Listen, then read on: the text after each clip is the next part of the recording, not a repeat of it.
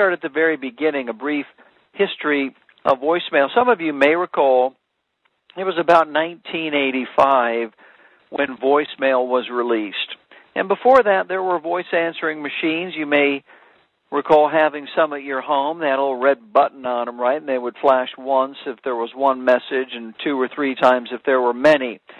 And hey, when those machines came out, it was pretty exciting to see how many red beeps you would get, how many messages you would get. And then, of course, somebody came up with the idea of voicemail for business. And again, in 1985, voicemail was huge business. And people, because it was a new technology, actually returned the phone calls. I don't know if you remember getting voicemails back then, if you were in business back then, but hey, voicemail was real big business.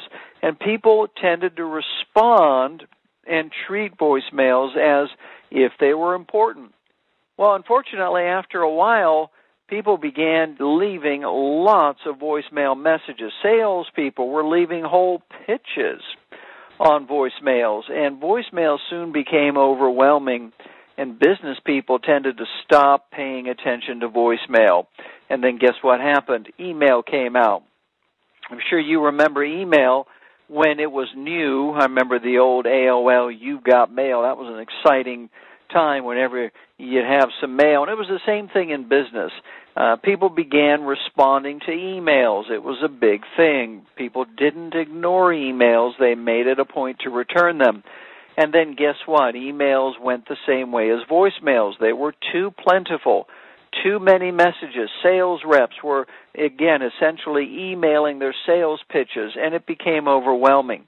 So now, voicemails are pretty much ignored. Emails are often ignored as well. What do we do now? Well, let's start at the beginning. Let's answer the question about whether you should even leave a voicemail or not. Rule of thumb: if you have an existing client who has a relationship with you or your company and they know who you are, then leaving a voicemail is generally a good idea. And you probably do that anyway. There are some situations where you may not want to leave one right away, but once again, if you have an existing relationship with an existing client, then the answer is yes. Now, for a prospect, I recommend you actually do something different first. And here's what it is. Before you leave your first voicemail, what you should do instead is try reaching your prospect live first. And here's a key word in sales: persevere. Persevere and call that prospect 5 to 7 times without leaving a voicemail yet. In other words, you might want to try different times and different days. Perhaps Monday mornings, you try and reach a prospect. If they don't answer, try them on a Tuesday. Try them on a Wednesday at lunchtime. Try them Thursday first thing in the morning. I generally find that earlier in the week it's harder to reach prospects. They're back to their business, back to their jobs and companies, and they're usually overwhelmed. Fridays are great days to reach people at their desk. But the point is, before you just leave a voicemail, try and persevere and reach that prospect and get them to catch them picking up their phone first. Now, some of you may be thinking, well, wait a minute. If I continue to just hang up and not leave a message, they're going to see that me or my company has tried to call them 5 to 6 times, and they might get upset when they finally pick up the phone. Well, the answer for that is to simply be prepared for that situation with a good script. If somebody says to me, well, you called me 5 times and didn't leave a voicemail, why not? My common response is, I didn't want to bother you with several voicemails before we had the opportunity to speak. Apologize for that, but I'm glad that I caught you now. John, the reason that I'm calling... So again, all you need to do is have a prepared script to handle that situation that may come up.